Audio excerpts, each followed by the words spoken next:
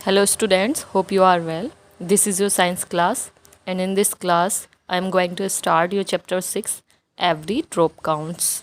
हर एक बूंद जो वाटर की है वो बहुत ही कीमती है. Let's begin.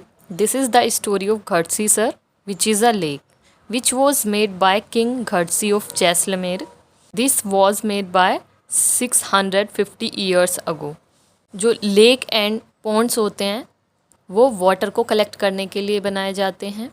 Pond's and lakes में एक डिफरेंस होता है. जो पॉन्ड्स होते हैं वो साइज़ में लेक्स से छोटे होते हैं. लेक्स बहुत बड़े साइज़ की होती हैं, लेकिन दोनों का ही फंक्शन सेम है. वो रेन वाटर को कलेक्ट करती हैं. ये वाटर रिजर्वॉयर ही हैं. कुछ नेचुरल भी होते हैं और कुछ मैन मेड भी होते हैं. नेचुरल लेक्स एंड पॉन्ड्स भी होते हैं और man made lakes and ponds भी होते हैं. तो ये जो घड़सी सर है वो एक ह्यूमन मेड लेक है. ये नेचुरल नहीं है, ये ह्यूमन मेड है. It was made by king Gadsi with the help of the people. It is situated in Jaisalmer. ये कोई सिंपल नॉर्मल सी लेक नहीं है जिसमें सिर्फ वाटर ही कलेक्ट होता हो. ये वन लाइन में 9 लेक्स हैं. इन्हें बहुत ही सूझबूझ के साथ बनाया गया था, बहुत ही एक टेक्निक के साथ. और ये लेक्स इस तरह से बनाई गई थी कि जब वन लेक फिल हो जाती थी तो एक्स्ट्रा वाटर नेक्स्ट लेक में जाता था. यानी पहले फुल हो जाएगी फर्स्ट लेक, उसके बाद ही सेकंड लेक में वाटर जाएगा. और जब सेकंड लेक भी फुल हो जाएगी उसके बाद थर्ड लेक में वाटर जाएगा. तो इसी तरह से वो 9 लेक्स एक लाइन में थी और उनमें पूरे ईयर के लिए वाटर कलेक्ट हो जाता था रेनी सीज़न में. हम जानते हैं जो जैसलमेर है ये एक राजस्थान का एरिया है, तो वहाँ पर रेनफॉल बहुत कम होता है, बारिश बहुत कम होती है, तो वाटर की अवेलेबिलिटी बहुत कम है. तो इसलिए वहाँ पर ये बनवाई गई थी लेक, जिससे लोगों को पूरे ईयर वाटर अवेलेबल रहे. जो भी उनकी वाटर की ज़रूरतें होती थी वो वहाँ से पूरी कर सकें. और इस लेक के चारों तरफ बहुत ही सुंदर घाट बनाए गए थे, बहुत ही डेकोरेटिव घाट्स. और वो सिंपल घाट नहीं थे, उनमें स्कूल्स भी थे, वरांडास थे, डेकोरेटिव रूम्स भी थे. वहाँ पर लोग फेस्टिवल सेलिब्रेट करने आते थे और म्यूज़िक एंड डांस के भी परफॉर्मेंस होते थे, प्रोग्राम्स होते थे जिन्हें देखने लोग वहाँ आते थे. वो और उनमें स्कूल्स भी थे, वहाँ बच्चे पढ़ने भी आते थे.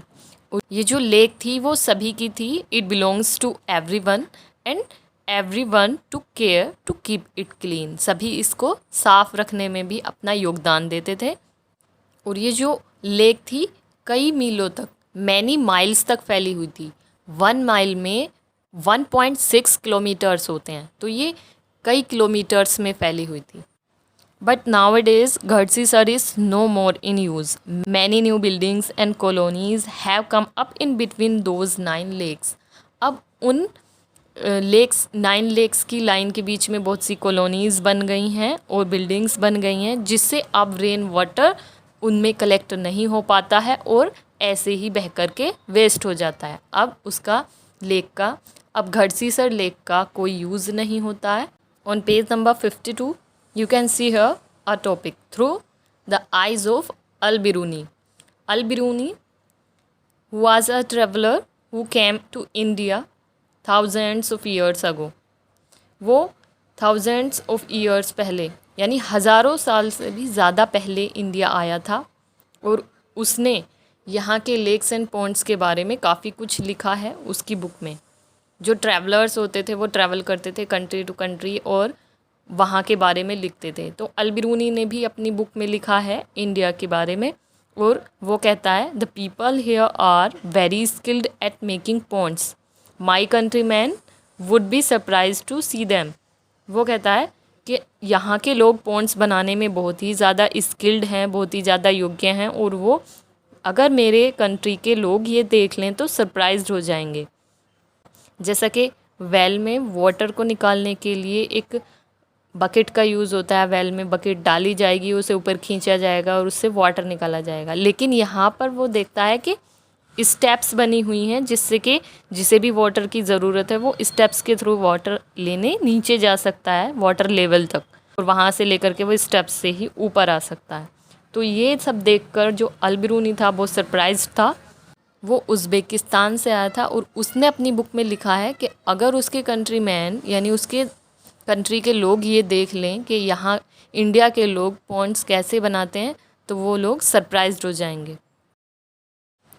Here the next topic is drop by drop. Beside Jaisalmer, many places in Rajasthan get very little rainfall. Jaisalmer की तरह ही राजस्थान के और भी जगह हैं राजस्थान में जहाँ पर बहुत ही कम रेनफॉल होता है। यहाँ पर एंटायर ईयर में, पूरे साल में सिर्फ कुछ ही दिन बारिश होती है, इसलिए वहाँ की रिवर्स भी सूख जाती हैं, यानी उनमें पूरे ईयर वाटर नहीं रहता, कुछ ही दिन उनमें वाटर रहता है। जैसे हमारे एरिया में जो भी रिवर्स हैं, गंगा है, यमुना है, उनमें पूरे ईयर वाटर रहता है, लेकिन राजस्थान में ऐसा नहीं है, वहाँ की रिवर्स तक भी सूख जाती हैं। And yet most of the villages in these area did not have a shortage of water. लेकिन फिर भी वहाँ के लोग वाटर के शॉर्टेज फेस नहीं करते, क्योंकि लोग जानते हैं कि वाटर की जो हर एक ड्रॉप है वो प्रेशियस है, वो मूल्यवान है। तो इसलिए वो सब मिल कर के, चाहे कोई बिजनेसमैन है या फिर लेबरर, सारे मिल कर के वाटर हार्वेस्टिंग करते हैं, रेन वाटर हार्वेस्टिंग। इसमें उन्होंने लेक्स एंड पॉन्ड्स बनाए हैं जिसमें वाटर कलेक्ट होता है और उसे वो पूरे ईयर यूज़ कर सकते हैं। और कुछ जो रेन वाटर है वो सोक करके अंडरग्राउंड हो जाता है और स्टेप वेल्स के थ्रू उसे यूज़ किया जा सकता है। वहाँ के लोगों ने roof top rain water harvesting system भी लगवाए हुए हैं। Every house has a system to collect rain water. हर एक घर में एक सिस्टम है जिसमें रेन वाटर कलेक्ट करते हैं। This system is called rain water harvesting system. इसमें क्या होता है, जो रूफ़ होती हैं, छत होती हैं, उसके ऊपर जो वाटर कलेक्ट होता है उसे एक पाइप के थ्रू एक टैंक में कलेक्ट कर लिया जाता है। टैंक बनाया होता है ग्राउंड में और उसे कनेक्ट कर दिया जाता है रूफ़ से एक पाइप के थ्रू। जो भी वाटर, जब बारिश होती है तो रूफ़ पर जो वाटर आता है वो सब उस टैंक में कलेक्ट हो जाता है, और इस तरह से जो टैंक में वाटर कलेक्ट होता है उसका वो पूरे ईयर यूज़ कर सकते हैं।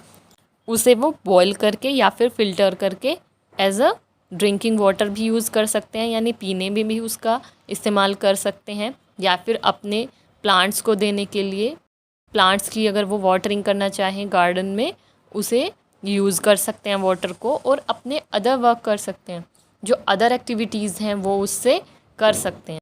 तो इस तरह से ये लोग अपने वाटर की शॉर्टेज को ख़त्म कर देते हैं, यानी उन्हें वाटर के शॉर्टेज का सामना नहीं करना पड़ता। Hope you understood. Thank you. Have a nice day.